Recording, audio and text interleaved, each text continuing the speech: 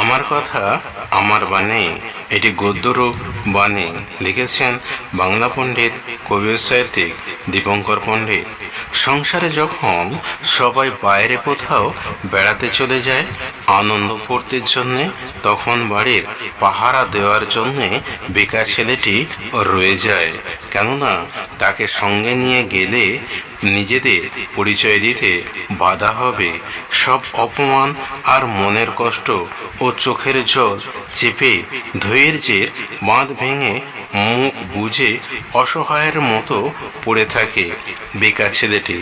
বেকার বলেই তার মূল্যহীন জীবন।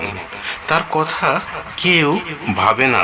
পৃথিবীটা আজ টাকার চাহিদা, যার টাকা আছে তার কদর আছে।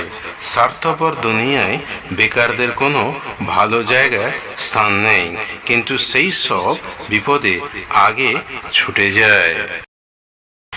আমার কথা আমার বাণী, এটি লিখেছেন বাংলা পণ্ডিত কবি সাহিত্যিক দীপঙ্কর পণ্ডিত।